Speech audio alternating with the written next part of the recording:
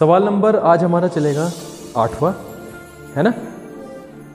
During draught the water supply in A town was decreased bye 35%। देखो, water supply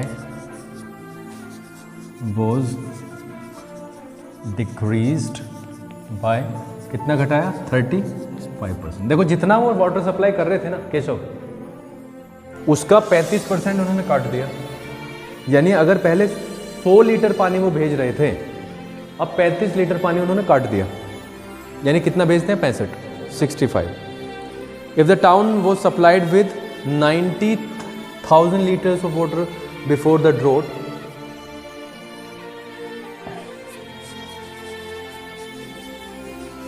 the town was supplied with 90,000 liters, ठीक है, before the drought.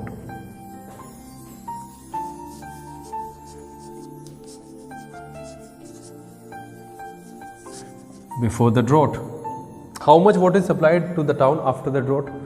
पूछ रहा है कि सूखा पड़ने के बाद अब कितना पानी। तो बिल्कुल ही सिंपल है भाई, 90,000 लीटर पानी वो गोविंद भेजते थे, है ना। 35% उन्होंने काट दिया, बाकी की सप्लाई दे दी। इसका मतलब पहले कटा हुआ निकाल लो आप, जितना पानी काटा डिक्रीज किया, और उसे घटा देना इससे, या पहले ही परसेंटेज ले लो जितना भेजते हैं। 100% भेजते थे पहले, अब कितना भेजते हैं? 65। तो 90,000 का 65% निकल जाएगा, जो भी आएगा वो पानी सप्लाई हो जाता है। कर लोगे ना इसे? या नहीं होगा? अभिषेक नहीं होगा, होगा ही नहीं, जब आए नहीं थे। आए थे कल बस, तो क्यों क्यों? चलो, वाटर सप्लाइड कितना वाटर सप्लाइड हो? देखो 100% सप्लाई होता था, 35 उन्होंने काट दिया, कितना बचा? 65% वाटर, ठीक है। इसलिए जो अब मैं लीटर्स में निकाल रहा हूं, वाटर सप्लाइड इन लीटर्स। देखो 90,000 पहले होता था, यानी मैं अगर इसको लिखूं, अब कितना हो रहा है? 65% ऑफ 90,000, है कि नहीं? ठीक है, तो 90,000 यानी 65। यहां तक कोई प्रॉब्लम हो तो बताओ, है ना। 65% कर दिया। केशव इधर आ जाए, या इस वाली बेंच पे, हाँ इस पे, आगे अगली वाली पे, हाँ इस पे। कपड़ा नहीं है, वो रहो पीछे। तो हम मल्टीप्लाई कर देते हैं 2 जीरो से, तो 2 जीरो पहले काट देते हैं और मल्टीप्लिकेशन कर देते हैं सीधा। 9 5 जा 45, 9 6 जा 54, 54 और 4 और 2 जीरो। आंसर चेक करो, आंसर चेक करो।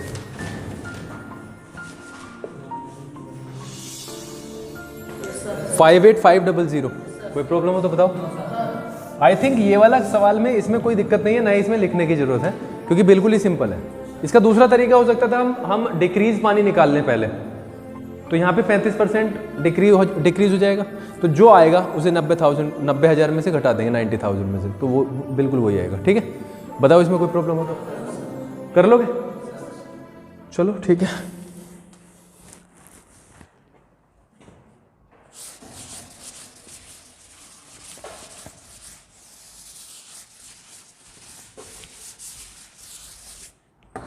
नेक्स्ट है सवाल नंबर 9। Praveen got 80% marks in first semester.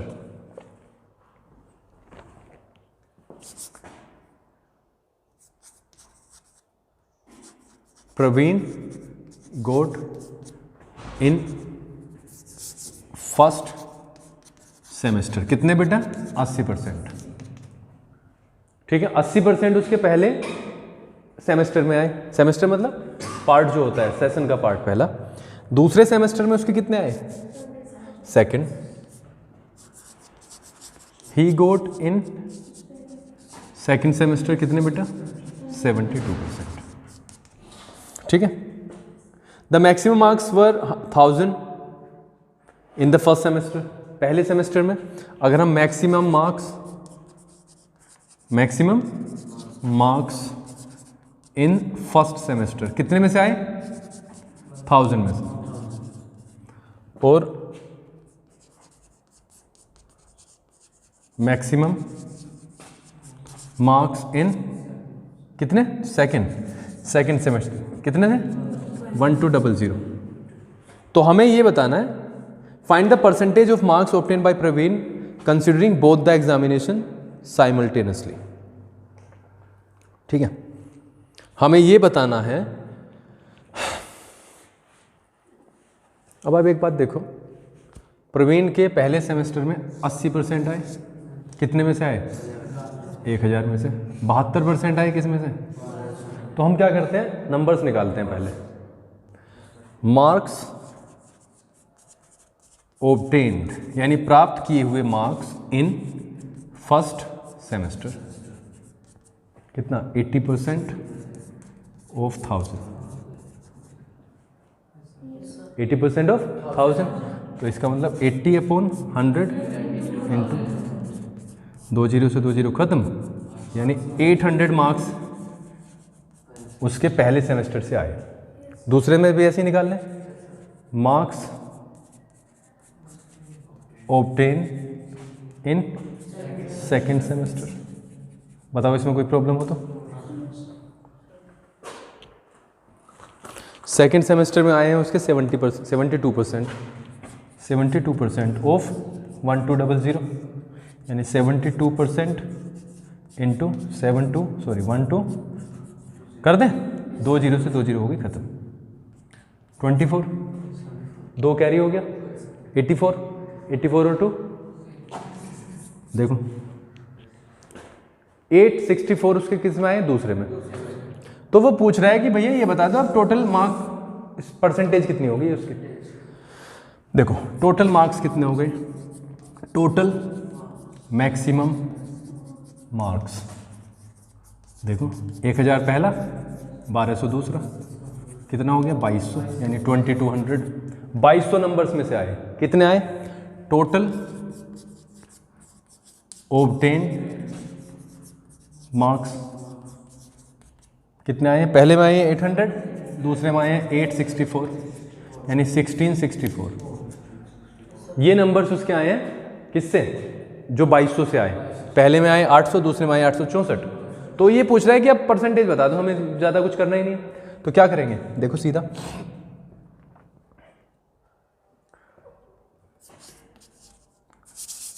Obtain percentage कितने आए, कितने में से आए, ठीक है ऐसे तो नहीं। और परसेंटेज निकालने के लिए परसेंट, ठीक है कोई प्रॉब्लम हो तो बताओ। चलो तो कर दो फिर। देखो 20 से 20 कट जाती है, 22 से भाग कर दो 154, 154 होते हैं 22 7 सा 154 जब यहाँ पे रखा जाएगा तो कितना आएगा 12 और 4 मिलके बन जाएंगे 124, 110, 14 हो गया। अब रिमाइंडर 14 में 0 लगाई, दशमलव लगा के, ये दशमलव लगाना है तो लगाओ। आंसर देखो जरा अच्छा ये दे रखा है, ठीक है। तो 14 में 0 लगाई तो कितना हो गया 140 हो गया, 22 132 8 0 है ना, 8 0 यानी 22 3 66 हो जाता है। एक बार फिर से 14 बचता है, 14 फिर 22 छिका 132, ठीक है 75.64%। इतनी परसेंटेज आई है, ठीक है। बताओ कोई कन्फ्यूजन हो तो। हमने सिर्फ क्या किया है, कुछ नहीं किया, परसेंटेज और मैक्सिमम मार्क्स को देख के, मैक्सिमम मार्क्स को देखने के बाद में और मार्क्स ऑब्टेन निकाले, ग्रैंड टोटल कर दिया और फिर परसेंटेज निकाल दिया। ऐसे ही तो हम सब्जेक्ट्स में करते हैं भाई, 5 सब्जेक्ट होते हैं, सपोज करो 100 नंबर के हैं, है ना। किसी में 50% आए हैं, किसी में 60% आए हैं, किसी में 70% आए हैं, लेकिन बाद में जाके क्या पता चलता है, 1% निकल के आती है सारे सब्जेक्ट्स की। ठीक है, स्टार्ट राइटिंग, लिख लो इसे। सवाल नंबर है अब आपके पास में 10th में कहा है shopkeeper lost 10% by selling. A shopkeeper lost 10% by selling an article. By selling an article for rupees 200, 1,200, ठीक है। At what price should he sell the article? Price should he sell the article to gain 10%? सवाल को पहले समझो, उसके बाद ही हो पाएगा। ठीक है, क्या कहते हैं, शॉपकीपर ने एक कोई भी आर्टिकल है 1200 रुपये का बेचा, लेकिन उसे 10% का नुकसान हो गया, लॉस हो गया। तो वो कितने रुपए का बेचे कि उसे 10% का लाभ हो जाए, बेनिफिट हो जाए? आप समझ रहे हो? तो हम इसका ऐसा करते हैं, टोटल प्राइस तो निकालते हैं, समझे? देखो, अगर मैं इस आर्टिकल का, वैसे तो शॉर्ट ट्रिक हो सकती है बट कोई बात नहीं, उसके बारे में बाद में डिस्कस करेंगे, पहले कॉन्सेप्ट क्लियर करते हैं। Let ₹X be the original या प्राइस ऑफ द आर्टिकल, ठीक है केशव? हमने मान लिया कि वो X रुपए का था, कितने का माना? X रुपए का। अब उसने वो बेचा और बेचने पे उसे हुआ घाटा, कितने रुपए का, कितने परसेंट का? 10% का। तो देखो X तो था और घाटा कितना हुआ? X का 10%, इतने रुपए का लाया और इतने का घाटा, माइनस हो गया। जितने का बेचा यानी कितने का बेचा? 1200। ये बताओ क्लियर हुआ कि नहीं केशव? ये बताओ क्लियर हुआ है नहीं? 20 रुपए की कोई चीज लाया, 5 रुपए का घाटा हुआ, तो तभी तो 15 आया। समझ रहे हो? X की चीज लेके आया, 10% का घाटा हो गया, तो जो प्राइस निकल के आया वो 1200 निकल के आया, यानी जो प्राइस था उसमें से घाटे के पैसे निकाल दिए, 1200 रुपये के बराबर हो गया। अब देखो x माइनस कितना हो गया? देखो x 0 खत्म हो गया, x/10। इतनी चीज़ क्लियर है? तो यहाँ से हमें मिलता है, अगर हम देखें 10 आ गया LCM, तो 10x माइनस x, ठीक है? तो क्या मिला? 9x।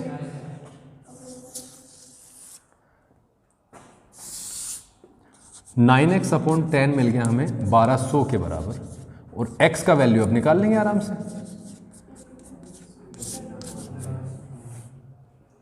समझ रहे हो? इतना वैल्यू निकाल लिया, इसको हम सोल्व कर लेते हैं। देखो 9 इंटू 9 को 9 से भाग किया, इसको 9 1 सा 9, 3 0, 9 3 सा 27, 3 0, 9 3 सा 27, तो 3 3 आते चला जाएगा क्योंकि 3 ही बच रहा है बाकी, और इंटू 10, तो ये बेटा हो गया 133.33। इतने रुपए का x का वैल्यू आ गया, यानी जो उसका प्राइस था वो कितने रुपए का खरीद के लाया था? 1333 रुपये 33 पैसे का वो खरीद के लाया था। उसमें उसे 10% का लॉस हो गया, तो कितने रुपए का गया उसका? 1200 का। अब वो चाहता है कि मुझे 10% का लाभ हो, है ना? प्राइस आफ्टर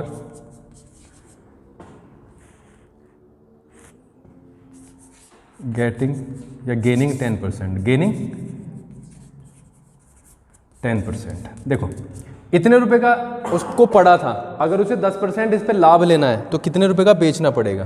तो 1333 रुपए का तो बेचेगा ही वो, इतने रुपए का तो बेचना ही है, प्लस इसका 10% भी तो बेचना है, तभी तो होगा या नहीं होगा भाई। इतने रुपए का तो जाएगा तो 0-0 हो गया, ना लाभ है ना हानि। लेकिन 10% जब बेचा ज़्यादा में तो इसमें जुट जाएगा, तो ये आ गया निकल के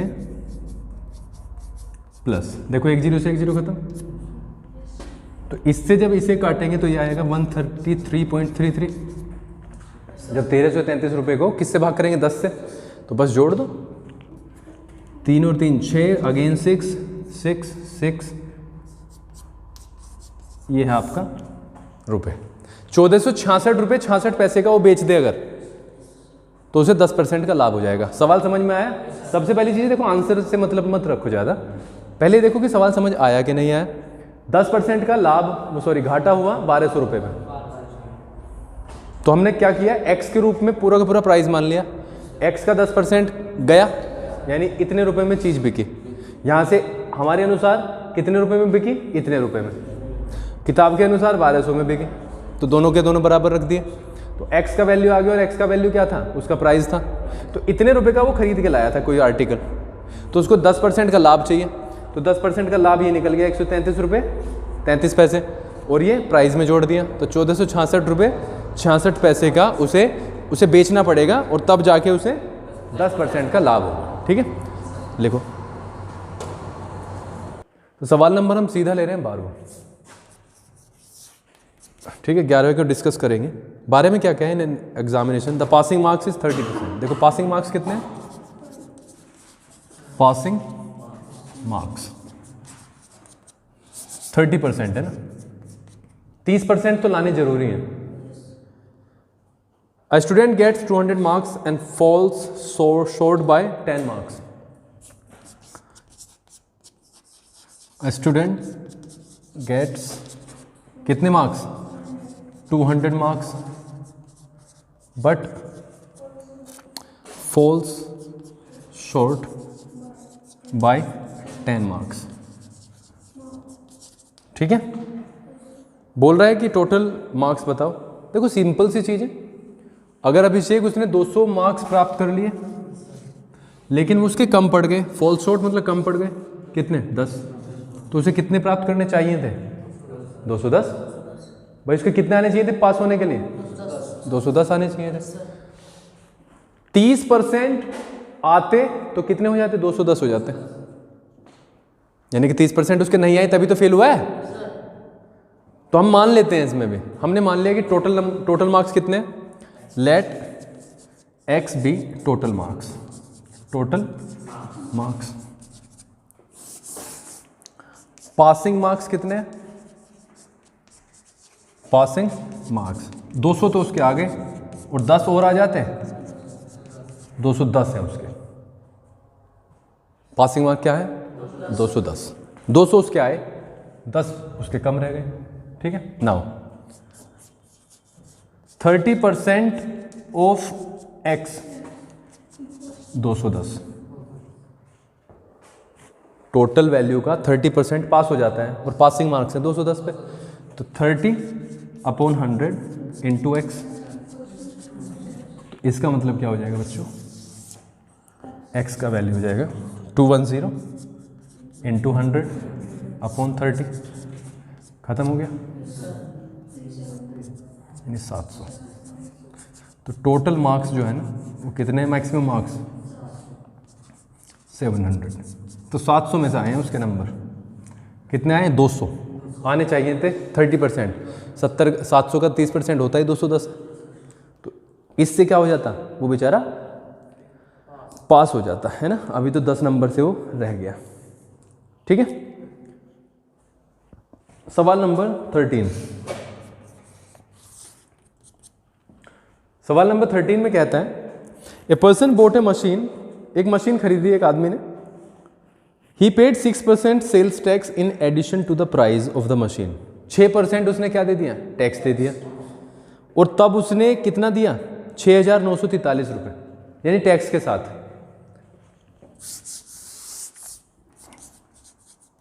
पेड टैक्स कितना है बेटा? 6%। है ना, cost after the tax, after tax कितना हो गया 6,943 रुपये। देखो ये जो आया है ना, ये कब आया, ये कब आया, जब उसने 6% दे दिया, यानी उसे देना 100% था लेकिन 6% ज़्यादा दिया, यानी 106%। समझ रहे हो? तो हमने ऐसा किया, इसको मान लिया let X rupees be the cost without tax. ठीक है बच्चों, हमने माना विदाउट टैक्स उसकी कीमत कितनी है, कितनी है, X रुपये। अब X रुपये तो उसे पे करने थे, कैसा निपुण, X रुपये पे करने थे, अगर X होती, X तो थी खैर, लेकिन उसने कहा कि दुकानदार ने भाई 6% सेल्स टैक्स देना पड़ेगा, तो प्लस किया गया कितना, X का 6%, ये इसमें जुड़ गया, और कितने रुपए पे किए उसने 6,943। बताओ कोई प्रॉब्लम हो तो, गोविंद कोई प्रॉब्लम है भाई, इतना था, दुकानदार ने कहा इतना और पे करना पड़ेगा, तो दोनों को मिला के जब टोटल निकाला तो 6,943 रुपये निकला।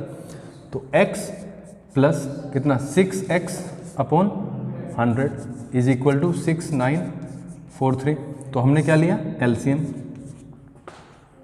ठीक है, यहाँ से कितना हो जाता है, कितना हो जाता है 100x plus 6x is equal to 6,943। तो यहाँ से जो हमें मिल रही है वैल्यू वो ऐसे मिल रही है 106x बटे 100 6,943। ठीक है, और x का वैल्यू आ जाएगा 6,943 इंटू 100 अपॉन 106। ठीक है, काट के देखते हैं बेटा इसे कि किससे कटता है। बाकी आप मुझे, चलो 2 से काटते हैं सबसे पहले। 2 से जब इसे काटते तो 50 आया, और इसे काट के मिलता है 53। ठीक है, 6,943 को अब हम किससे मल्टीप्लाई करेंगे, वो डिवाइड करेंगे 53 से, करें 6,943 डिवाइडेड बाय 53 कर दें, 16 बचता है यहाँ पे और 4, तो 3, हाँ 3 से हो जाएगा, 3 3 ज़ा 9, 3 5 ज़ा 15, कितना बचता है 5, है ना, 53 1, तो 131 आ गया। कितना आया, इसे काट के आया 131, इसे काट के कितना आ गया 131। वो 131 और 50 की मल्टीप्लाई हो जाएगी, तो कितना आएगा, 0 तो आना ही है, 5 1 ज़ा 5, 5 3 ज़ा 15, 5 1 ज़ा 5 और 1 6। इतने रुपए का कॉस्ट था उसका, 6,550 रुपये का वैल्यू था, उस पर 6% क्या ऐड हुआ, सेल्स टैक्स, और देने पड़े 6,943 रुपये। ठीक है, बताओ कोई कन्फ्यूजन हो तो इसमें, चलो लिखो।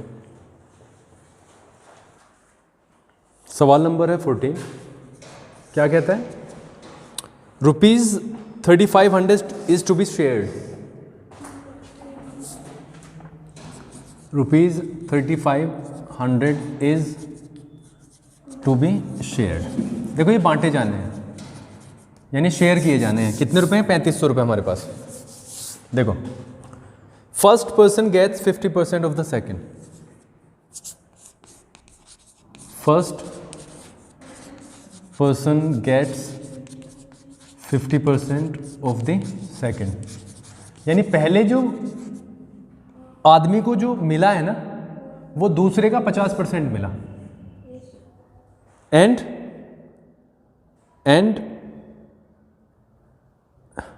in turn gets 50% of the third person, है ना। First person gets 50% of the second, who in turns gets 50% of the third person. The second person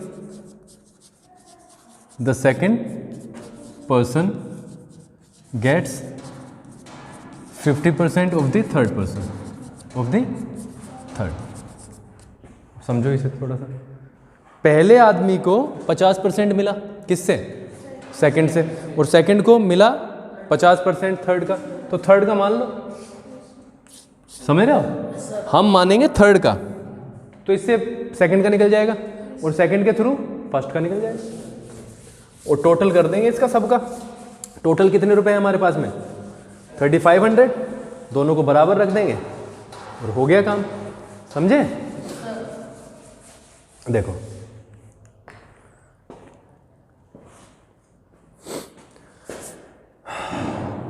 late x rupees be the money the third person gets। हमने मान लिया कि तीसरे बच्चे को या तीसरे आदमी को कितने रुपए मिले? x। इसलिए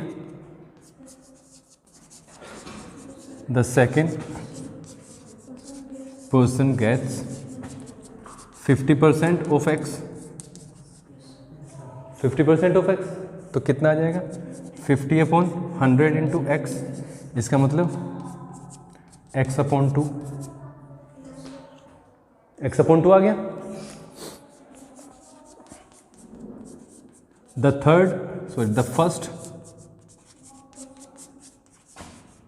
पर्सन गेट्स, पहले वाले को मिले हैं दूसरे का 50%, यानी 50% ऑफ x/2।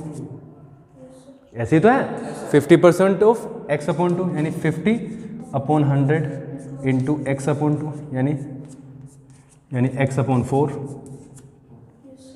समझ गए हम? इतने इतने रुपए बांट दिए गए, इसलिए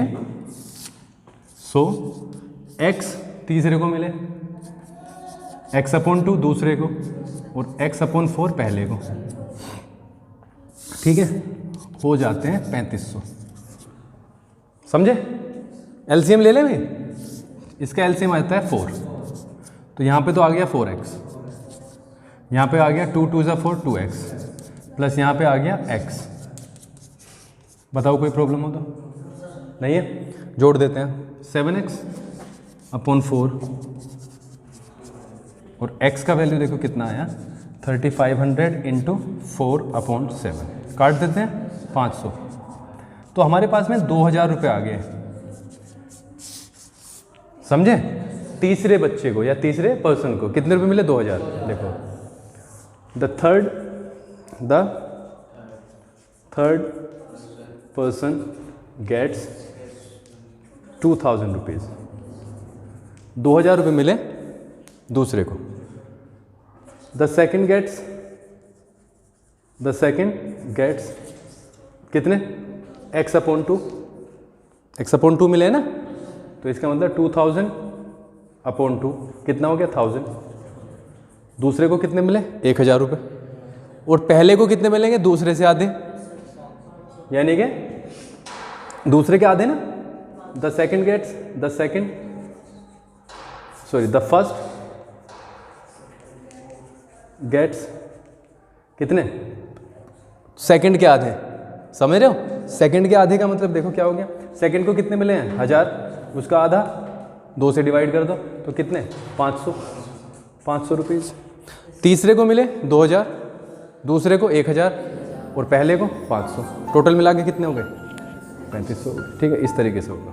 ठीक है, चलो लिखो।